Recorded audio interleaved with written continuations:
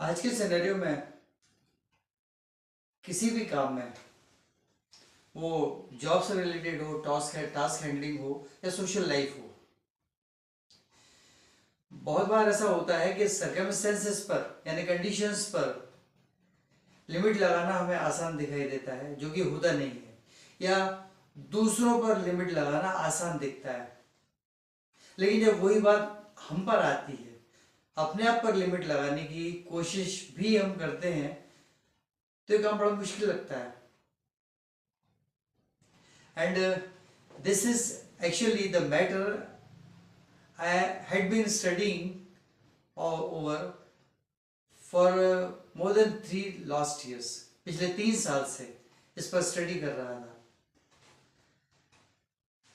and today I have brought it.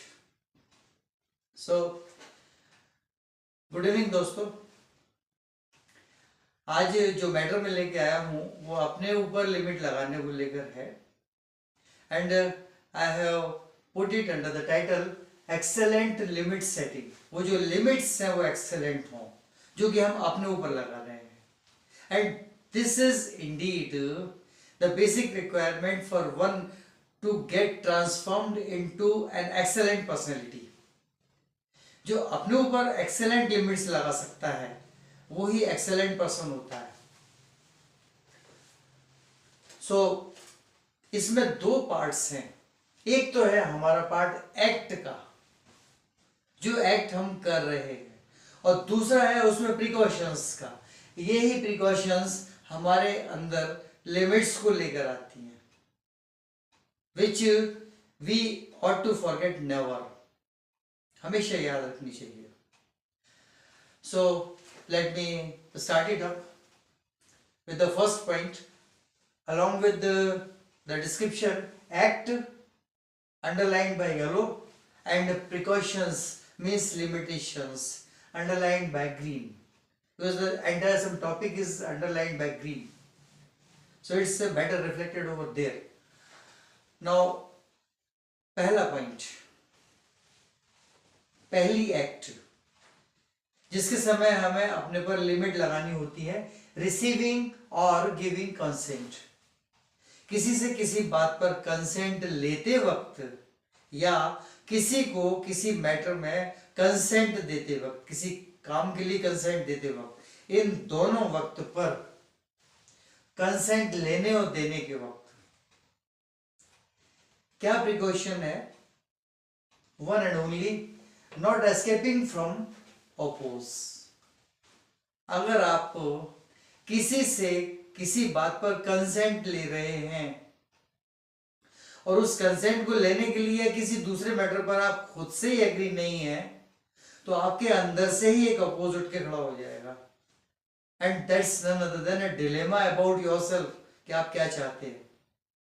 And that's why only at the time of receiving consent be sure, and giving about when at the time of giving consent,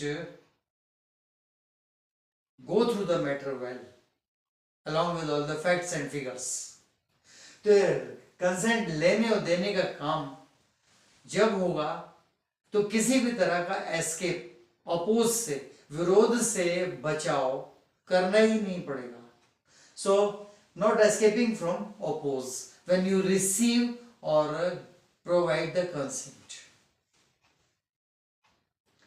complication कुछ नहीं है इसमें, कुल मिला के ये है कि आपको सारे फैक्ट्स और फिगर्स ध्यान में रख के कंसेंट किसी को देना है या कंसेंट लेना है, बस, ताकि बाद में या उसी समय किसी दूसरे तरफ से कोई अपोज आए और आपको उससे बचना पड़े। ये नहीं होना चाहिए। Now second point, accepting challenges. Challenges को एक्सेप्ट करना, ये तो बहुत इंटरेस्टिंग है, और इसको इंटरेस्टिंग एक इवेंट की तरह ही लेना जरूरी होता है। Accepting challenge means take them as interesting but not harassing. कोई भी चैलेंज अगर आपको मिलेगा काम करने का, वो हैरेसिंग नहीं होता, कभी नहीं होता। और जनरली यही आकर आदमी गड़बड़ा जाता है, अपनी लिमिट्स को भूल जाता है। कोई चैलेंज है तो फोकस्ड होके काम करना है। Means you are appearing along with the challenge with the keen interest and not exposing discomfort because it's harassing. No challenge is harassing. कोई चैलेंज हैरेसिंग नहीं होता। चैलेंज है तो अब लड़ाई झगड़े के चैलेंज क्या है, वो कोई चैलेंज होते हैं तो एंटी सोशलिज्म है। उसके अलावा काम में कोई चैलेंज आ गया, that's interesting, it's not harassing. So accepting challenges, take them as interesting, not harassing. Third point, painstaking. ये वो अपॉर्चुनिटी है, pens taking.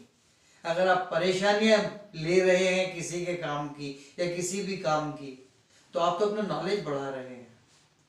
Pens taking means let your know how be still much. वहां precaution ये रखनी है आपको अपने behave में, अपने वर्किंग में, अपने एटीट्यूड में, हर चीज में आपको ये अपियरेंस रखना है कि late your know how, let my no how be still much, मेरा नो हाउ और बढ़े। पेन लेने में कोई दिक्कत नहीं है, पेन तो is indeed part and parcel of one's life. Pain तो लेने ही पड़ते हैं, जब तक पेन नहीं लेता, कहावत ही है, no pain no gain. Pain होगा तभी कुछ ना कुछ गेन होगा। Next one, stop your expects from all. किसी से भी उम्मीद करना छोड़ दें, अच्छी बात है, but be formal and polite to all. Pain नहीं ले रहे हैं, अब हम किसी से कोई उम्मीद नहीं रख रहे हैं, ओके, लेकिन इसका मतलब ये नहीं कि हम उसको देखकर मुस्कुराएं ही नहीं, उसका रिस्पेक्ट ही ना करें। दोनों चीजें होना चाहिए। So last, don't hesitate to reply no. किसी भी बात पर किसी को अगर ना में जवाब देना है तो हेजिटेट ना हो, लेकिन एक उसके साथ प्रिकॉशन बहुत बड़ी ये है, don't over explain your no. अपने नो को अगर कोई कहे कि भाई क्यों, थोड़ा सा बता दिया, but don't over explain your no. आपने जो नो कह दिया उसको ज्यादा एक्सप्लेन करने की जरूरत नहीं है। ठीक है भाई, कह दिया, कहना है, क्यों? क्योंकि हमें गलत लगता है। So these two very important, stop your expects from all. सभी से उम्मीद करना बंद कर दें, लेकिन be formal and polite to all. Courteous रहें, पोलाइट रहें सबसे।